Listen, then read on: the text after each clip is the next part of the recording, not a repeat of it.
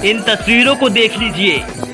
वृंदावन में प्रेमानंद महाराज जी का जादू देख लीजिए।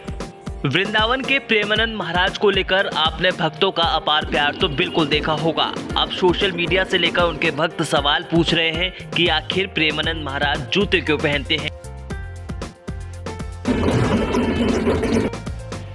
वृंदावन के कुछ भक्तों का मत है कि अधिकतर संत तो नंगे पैर वृंदावन की रज में चलते हैं। उन्हीं भक्तों के सवाल को लेकर हमारी टीम ने राधा केली कुंज में बात की।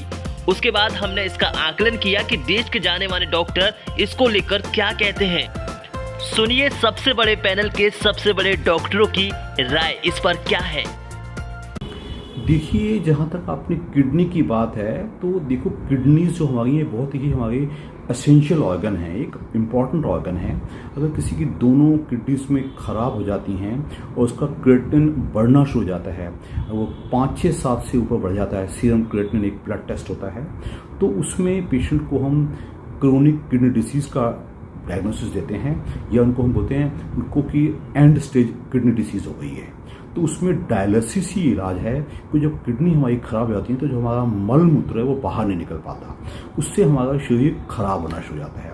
उसका कोई और इलाज नहीं है, उसको रेगुलर नेफ्रोलॉजिस्ट की सलाह से डायलिसिस किया जाए। वो डायलिसिस महीने में एक बार भी होता है, कई बार महीने में 2 बार भी करना पड़ता है, कई बार हर हफ्ते भी करना पड़ता है। वो डिपेंड करता है कि पेशेंट का जो किडनी उसका क्रिएटिनिन है वो कितना बढ़ जाता है।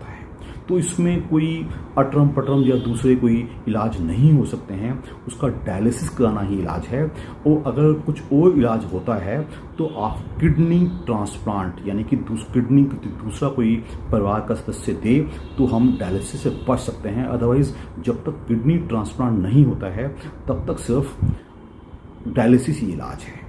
दूसरा, जहाँ तक बात है कि इन लोगों को जूता पहनना नहीं पहनना, इन बातों का बहुत ज़्यादा महत्व नहीं है।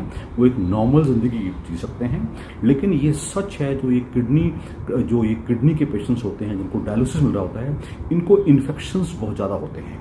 तो ऐसे लोगों को अलग रहना बहुत ज़रूरी है, नहीं तो उनको बार बार कोई भी इन्फेक्शन हो जाएगा। पेशाब का इन्फेक्शन होता है, सांस का इन्फेक्शन होता है, दूसरे इन्फेक्शन हो सकते हैं। तो इनको एक अलग रखना बहुत ज़्यादा फायदेमंद है।